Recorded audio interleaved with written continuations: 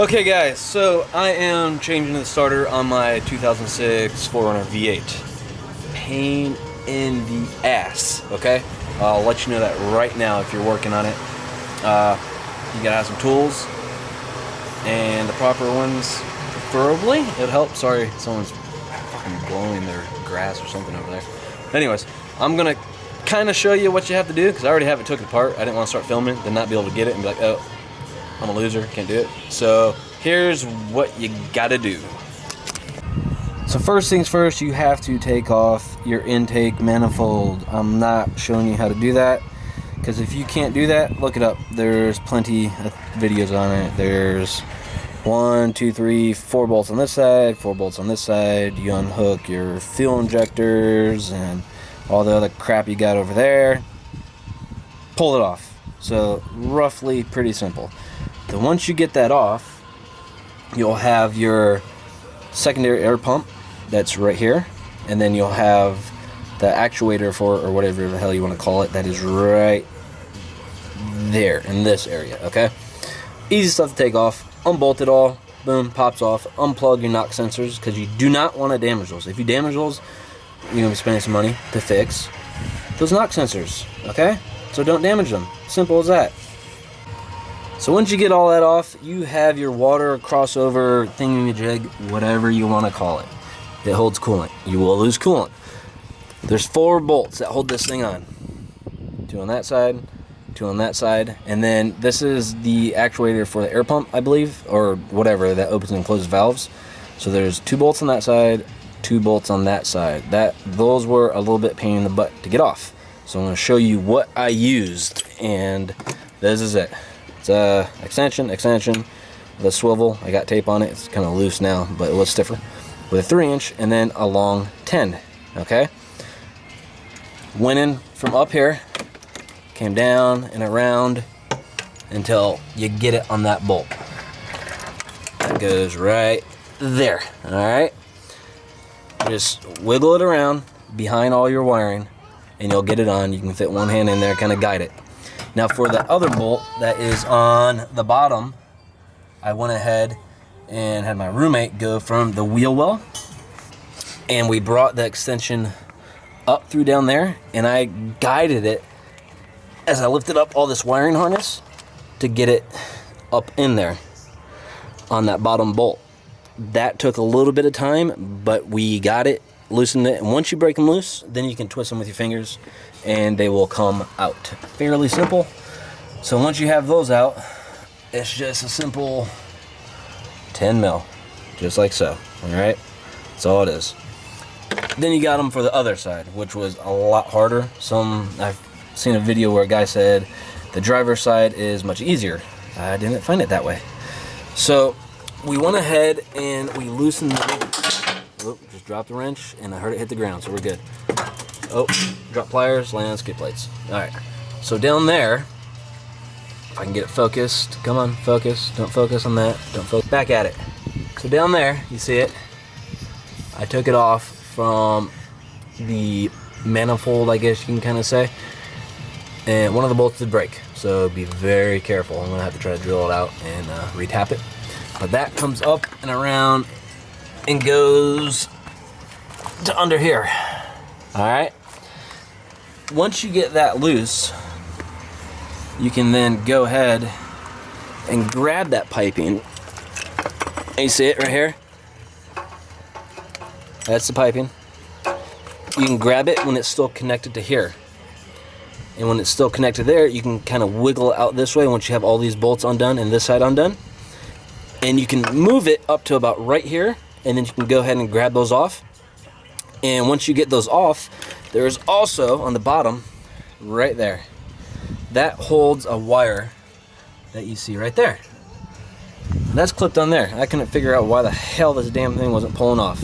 So I just got a flathead, bent that, and then my roommate got the pliers and he pulled it off for me. And then boom, this comes right off. Be careful with your gaskets. Where are they? So there's one there, and there's one there. They go right there and right there. Be careful, you don't damage those. So that's that step. And then after you get that off, where's that pipe? that aluminum one. There we go. You have this. All right. Where's my focus? Focus. There we go. You have this coolant pipe. All right. This is sitting in here in this sort of way, and that comes down. Oh, camera strap in the way. All right, that comes down. This goes inside there, and it just pulls out. There's an O-ring. So whatever you do, don't damage that O-ring, okay? If you do damage it, replace it, because you don't want to get any coolant leaks from that when you pull it out. So once you pull that out, you'll be able to pull out that whole crossover. Boom, pops right out. No problem. And then you'll have the starter. So once you get that, your starter is sitting in here. Give me a second. It's wired away. Boom, that's how your starter's sitting in there, okay? You'll have a bolt that is right there. Turn this ISO up for you guys. Move my camera strap. You have a bolt right here. There's focus. And then you'll have a bolt that's under this harness right there. And this is what they look like. Alright? That's your bolts. A little blown out, but that's what it is. Get those off. Then you can go ahead. I took off the power first, the power wire for the alternator, just because it's easier for me to move this harness out of the way and get to it. So once you do that, get those bolts loose, wiggle the starter loose, and bam, comes out. Let me adjust my ISO for you guys. And there's your piece of shit that someone engineered to put down there like a dumbass. So it's a pain in the ass. It's a lot of work. Make sure you have coolant. Make sure you plug your valve holes or whatever the hell you want to call it, so you don't drop nothing in there, because you're fucked if you do. So I'm gonna go ahead and work on trying to get this bitch back on. And am I exposed? I'm exposed. So I'm gonna try to get this on. Hopefully everything works. Hopefully it fixes it. If you have any questions, let me know. I'll try and answer it as best as I can. It was a half-ass explanation on how to do it, but it should give you some more advice on what to do. It's a lot of work. It's a pain in the ass. I got cuts all over my hands. Alright guys, so the starter is in. Got everything put back together. This is the old starter. Look at that thing. Old and crusty. But I'm going to take it back, you know. Cord charge, go figure. That's the old one. So I put back in a new Denso. There's this motor here. So make sure when you do this, because you're taking off that coolant bridge, that you go ahead and put everything back on that's back there. And you're going to want to burp the system again. That's why mine's all kind of wet or whatnot. But I'll go ahead and crank it up for you guys and show you how amazingly quick this thing go ahead and it starts up. So let's see. Oh, I hope if I get my keys one minute. Alright. Here we go. Man. Alright. Everything's turned over. Oh, look at that. Amazing.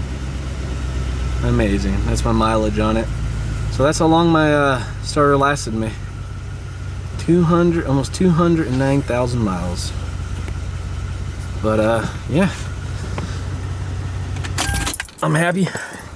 Happy it works. So I'm gonna go ahead and clean up my mess. See, there's a mess everywhere. But it's good. Thank you, Anthony, for your help. I'm probably overexposed. Hold on. There you go. I look better now? Probably. But yeah, so sorry about the half-ass type of tutorial-ish kind of tips, I guess, on doing the starter on a V8. And mine's 06, so I got the secondary air pump and all that fun crap on it. I took that apart while I was in there and cleaned it all out, even though I have the cancellation mod or whatever the hell you want to call it, the delete mod on it. But yeah, that's what it is. If you have any questions, just let me know. The job sucks. It's a pain in the ass. And Toyota, you suck for designing something like this, because don't know what you're thinking. But it's done. Car starts. I won't get stuck nowhere. Hopefully no coolant leaks come from this. But as of right now, we're good. Peace out.